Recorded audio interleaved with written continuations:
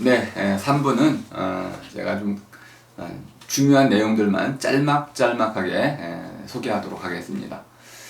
이 세월호의 그 참사 속에서 일어난 몹쓸이는 2차 피해라는 것들도 아주 많이 일어나고 있습니다. 이 2차 피해도 그것이 제대로 치유되지 않고 있는 이상 그것도 1차 몹쓸이만큼이나 아주 중요한 몹쓸이다라고 볼 수 있는데, 이거에 대한 연구는 아직 저도 제대로 해내지 못하고 있습니다. 너무나 방대해서 그런 면도 있고요. 또는 특성 자체가 좀 다른 면도 있고 그래가지고 일단 현재로는 세일몹과 같은 아주 커다랗게 분석할 수 있는 그런 내용들에 초점을 맞춰서 이제 몹쓸이의 문제를 다뤄나가고 있는 중입니다. 어쨌든 그것도 중요하기 때문에 2차 피해와 관련된 몹쓸이도 중요하기 때문에 몇 가지만 좀 언급하는 정도에서 말씀을 드리겠습니다. 가장 중요한 것 중에 하나는 참사가 일어났을 경우 그것이 몹쓸이가 되면은 이것을 우리가 제대로 해결하지 못하는 한 엄청난 경제적인 손실이 발생한다는 겁니다. 단순히 뭐 엄청나다 이렇게 말씀을 드렸는데 뭐 계산도 요즘은 가능하니까요. 대충 이제 2014년 당시에 계산된 경향신문의 이제 그 총액을 보면은 2조 4천억 원 정도의 경제적 손실이 있다라고 보고를 했습니다. 이건 단순히 경제적인 것만 얘기한 것이고요. 온 국민이 겪어야 했던 그런 참담함, 아픔 이런 것들까지 포괄한다면은 이 피해 규모라는 것은 거의 상상이 안 될 정도로 커질 수밖에 없다, 이렇게 볼 수 있습니다. 또 이제 세월호 문제로 이제 자살을 하신 분들도 있습니다. 그것이 우리 사회엔 또 뼈아픈 또 아픈 점이라고 볼 수 있겠습니다. 또 하나는 이제 요 일본의 경우와 이제 한국의 경우를 비교해 놓은 건데요. 일본 이제 그 대지진 때는 이렇게 피해자들이 나름대로 이제 그 안에서 이제 생활할 수 있는 공간을 따로 마련해 주었는데요. 지금 이 경우에는 완전 노출되어 있을 뿐만 아니라 뒤섞여 있고 심지어는 우리 기무사 문제가 있었잖아요. 기무사에서 뭐 60명이 이 팽목항 이제 여기 그 이제 안에 와가지고 스파이 짓을 했더라, 뭐 이런 보고도 나중에 있었잖아요. 그러니까 세월호 유가족 가운데는 서로 네가 뭐 혹시 뭐 비밀 경찰이냐 이래 해가지고 서로 의심하기도 하고 너 나가라 뭐 이런 식의 반목도 생길 정도로 이렇게 좀 삶의 질이 생활 자체가 완전히 무너지는 이러한 어떤 피해를 또 겪기도 했고요. 또 하나는 이런 SNS를 통해 가지고 피해 유가족들이 또 세월호 참사와 관련된 또 이제 세월호 특별법이 만들어지면서 이제 4.16 세월호 특별법이 만들어지면서 그것을 이제 비난하는 이런 SNS의 이제 유튜브 등등에서의 이런 비난의 강도가 아주 높아지기 시작했었습니다. 이런 것들을 통해 가지고 유가족들이 또 2차, 3차로 큰 피해를 입기도 했습니다. 이렇게. 그리고 뭐 이건 뭐 단순히 몇 가지만 보여드리기 위해서 하는 건데요. 세월호 이제 침몰된 세월호로부터 기름이 유출됐을 때 이걸 제대로 막지 못한 문제 이런 것들도 있었고요. 또 잠수부 두 분이 이제 잠수병으로 돌아가시는 이런 이제 불행한 사고도 또 잇따르게 됐었죠. 그럼 이렇게 이제 뭐 이거 외에도 상당히 많은 이제 단원고 이제 교사와 이제 그 생존자들의 고통 이런 것들도 좀 있었고요. 또 이제 유가족들의 생계 곤란 이런 문제도 있었고, 또 우리 이제 뭐 유병원 씨 관련된 구원파 관련된 연예인들이 이렇게 다양한 방식으로 명예훼손을 겪은 것들도 좀 있었고요.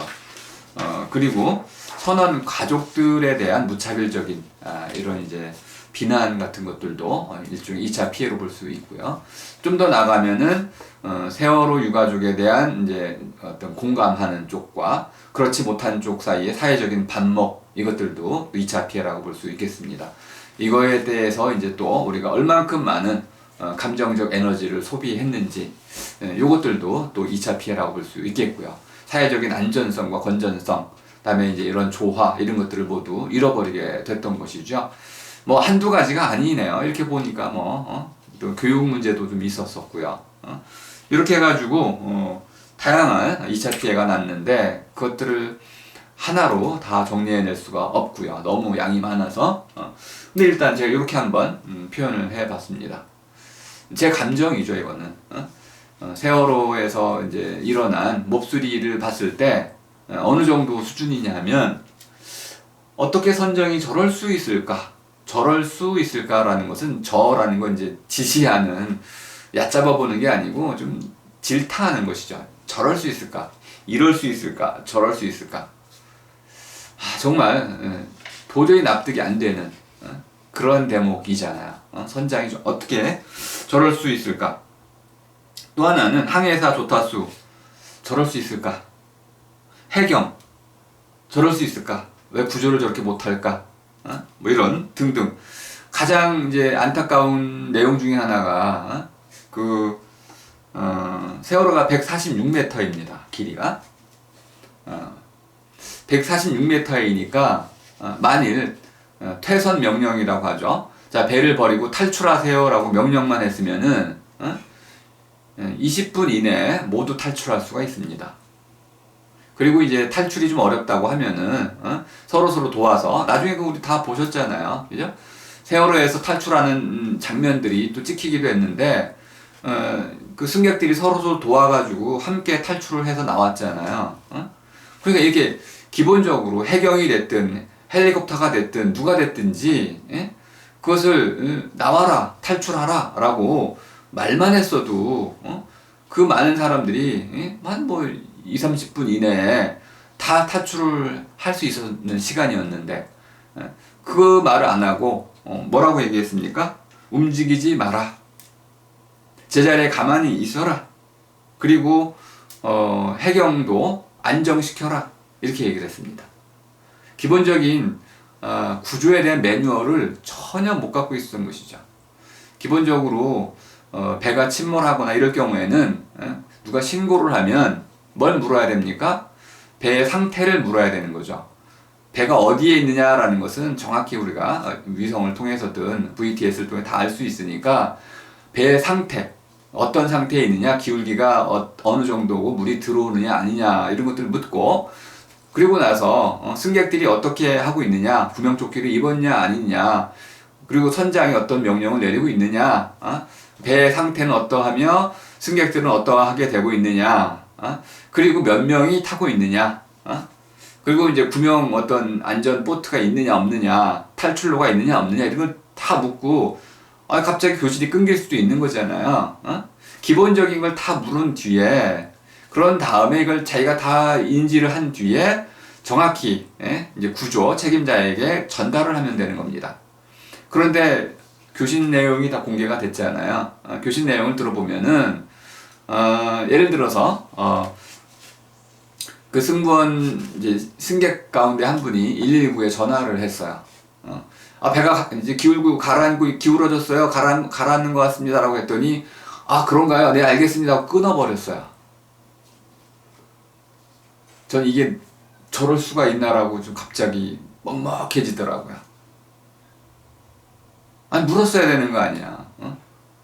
어떻게 기울어졌는지, 물이 들어오는지, 구명조끼 있는지, 몇 명이 있는지, 구조요원들이 있는지 없는지 이거 다 묻고 그거 얼마나 걸려요? 5분도 안 걸릴 거 아닙니까? 다 물은 뒤에 파악을 다 해서 그걸 가지고 대신 구조 책임자에게 알려줘야 되는 것이지 끊고 그리고는 이제 해경에게 전화를 걸어요. 그럼 해경이 또 뭐라고 그럽니까? 네, 세월호가 침몰한다고요? 네, 알았습니다. 또 끊어요. 이것만 하고 있더라고, 1시간 동안. 이걸 지켜보는 그 통신 기록을 듣는 제 마음이 억장이 무너지더라고요. 1시간 동안 어떻게 저런 통화만 하고 있을까? 무선 통신이 전부 그 내용으로 되어 있었어요. 구조할 생각이 없었던 것이죠. 제 생각에 구조할 능력이 안 됐고 구조를 어떻게 해야 하는지를 전혀 몰랐던 겁니다. 이렇게 저쪽으로 떠넘기고 저쪽으로 떠넘기고 떠넘기기만 하고 청와대는 어떻게 했습니까? 보고하라. 사진 찍어서 보고하라. 지금 세월호가 어떤 상태에 있는지 사진 찍어서 보고하라. 책임 있는 사람이 이렇게 해야 되고 저렇게 해야 된다는 결정을 못 내려. 그 옆에 뭐 유조선도 있고 여러 가지 배들이 있어서 충분히 구조할 수도 있었고, 여러 가지 다양한 결정들을 통해 가지고 구조할 수 있는 시간이 충분했다고 할 수 있는데 결정을 못 내린 거죠. 아무도. 책임 있는 결정을 내릴 수 있는 실전적인 경험이 있는 구조의 경험이 있는 그런 책임자가 없다 보니까 서로에게로 계속 전화만 하고 책임을 떠넘기다 보니까 아무도 결정을 못하고, 그리고 결국은 아무도 배에서 탈출하라 소리를 못했던 겁니다. 그리고는 계속 움직이지 마라 라는 말만 하게 된 겁니다. 이게 사고입니까? 해야 할 일을 제대로 하지 못한, 제가 보기엔 이것은 몹쓸 짓을 한 거다 이렇게 볼 수 있다는 겁니다. 자, 그리고 더 나아가서 청해진 해운 어떻게 그렇게 배 관리를 엉터리로 할 수 있습니까? 이걸 어떻게 눈 감아줄 수가 있나요? 해양수산부 등등 해가지고 온통 어떻게 저럴 수 있나라는 이 말이 줄줄이 계속 안 나올 수가 없는 이런 현실을 연구할 때마다 바라보게 됐습니다. 이걸 어떻게 하나씩 다 고쳐나갈 수 있을까요? 전 이렇게 한번 물어볼 수 있습니다. 우리가 살아가는 세계는 지금 어떤 세계인가요? 어떻게 저럴 수 있나의 세계 아닌가요? 사고가 일어나면 아마 계속 이런 물음이 꼬리에 꼬리를 물고 일어날 것입니다. 누구도 퇴선시키라는 명령을 내리질 않았습니다. 헬기는 공중에 떠 있었지만 그들은 배 밖으로 나온 사람들만을 구조했습니다.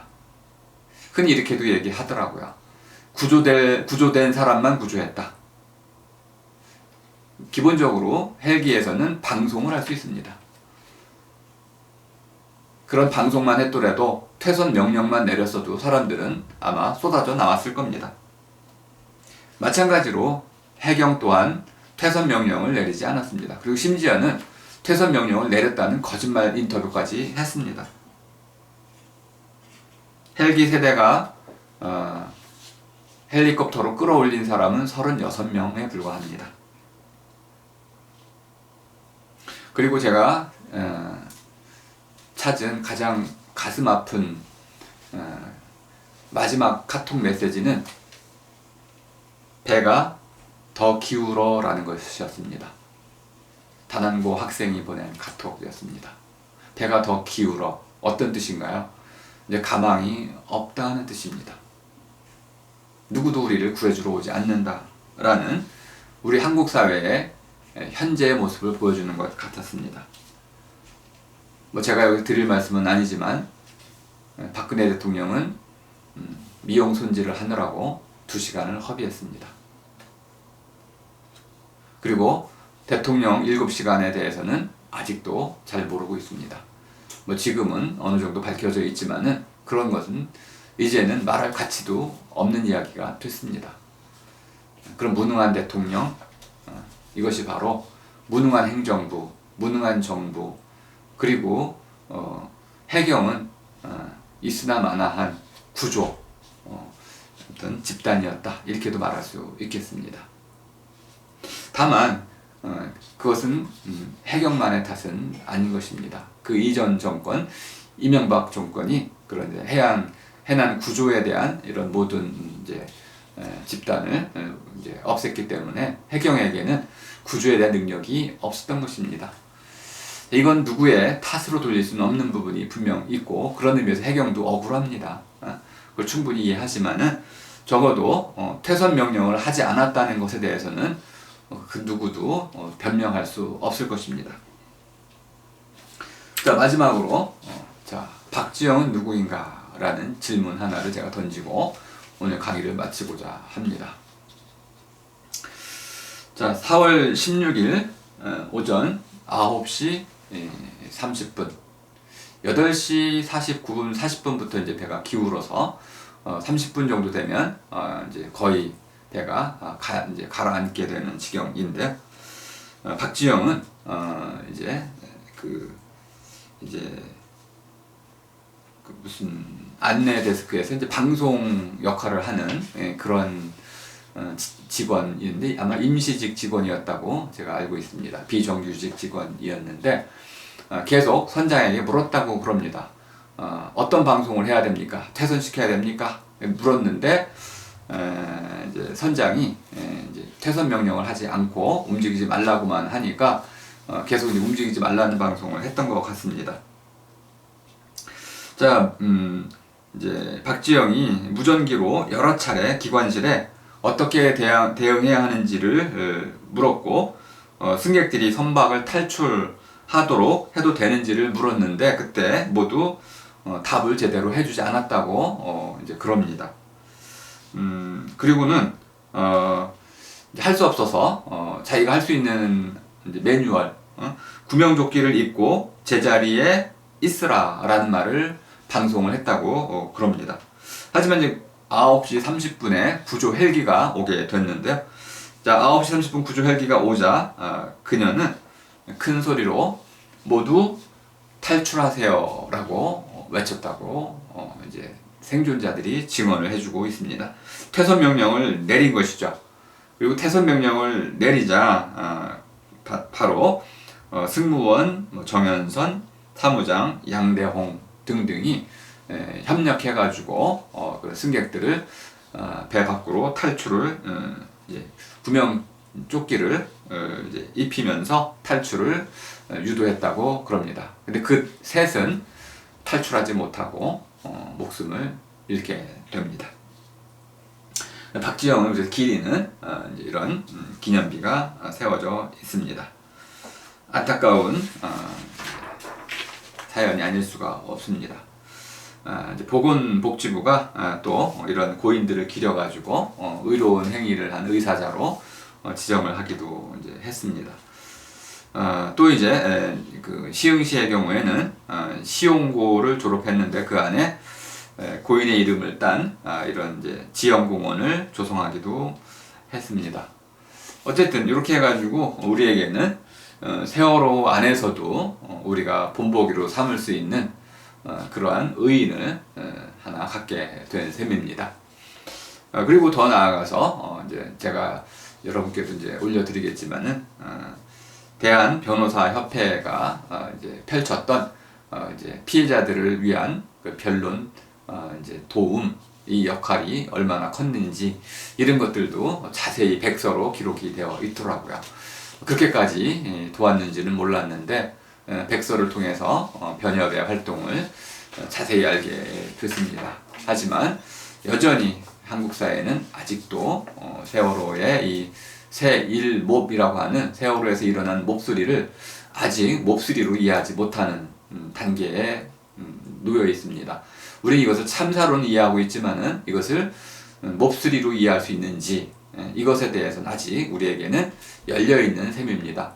저는 이것이 몹쓸이로 이해되어야 한다. 그래야만 더 강력한 응징을 하게 되고, 또 몹쓸이의 특징이 미리 막을 수 있다라는 이런 특징을 갖고 있으니까 21세기 몹쓸이에 맞춰서 이것을 미리미리 막아두는 노력을 해야만 되고, 이걸 하지 않는다면 그 자체로 우리는 끊임없이 몹쓸 짓을 저지르는 것이다 라고 우리가 그것을 인정해야 된다는 것입니다.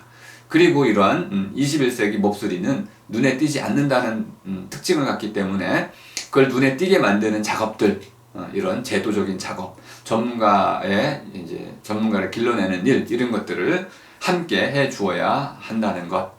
아직 여러분에게도 아마 제 강의를 들으신 여러분들도 세월호 참사를 몹쓸이로 이해하는데 많은 어려움이 있을 거라고 봅니다. 그만큼 우리의 인식의 틀이라는 것은 아주 견고한 편입니다. 이것을 좀 말랑말랑하게 풀어서 이것을 몹쓸이로 이해한다면 어떤 일이 일어나야 되는가, 저지름과 당함의 얼개가 발견되어야 되고 증명되어야 한다. 근데 이 저지름이라는 이 한쪽이 끊임없이 이제 드러나지 않고 눈에 띄지 않고 또 은폐하고 숨기려고 하는 이런 과정이 있기 때문에 이것을 제대로 이제 드러나게 만들려면은 검찰의 노력이 필요하고 이런 검증의 노력이 필요하다. 이런 것들을 통하지 않고는 이런 21세기의 몹쓸이는 몹쓸이로 이제 인정되지 못한다. 그러면 피해자는 늘어나도 그들에 대한 피해에 대한 보상은 더더욱 어려워지게 되고 사회 전체는 더 큰 혼란으로 빠져들게 된다는 것. 그래서 우리가 빨리 몹쓸이의 개념을 잘 바꿔서 이 몹쓸이를 잘 이해한 뒤에 법에 대한 개정, 제도에 대한 개정, 우리의 인식에 대한 개정 이런 것들을 잘 해가지고 이제 다시는 이런 참사가 일어나지 않도록 우리 모두 함께 힘을 쏟아야 되겠습니다. 자, 오늘 제가 좀 강의를 좀 제대로 했는지 모르겠습니다. 저 자신에게도 아주 어려운 숙제이자 과제였는데요. 저 나름대로는 이렇게 세월호 참사를 새일몹이라는 새 낱말로 봐야 되지 않겠는가 이렇게 이해를 하게 됐습니다. 자, 오늘 제 강의 모두 마치겠습니다. 고맙습니다.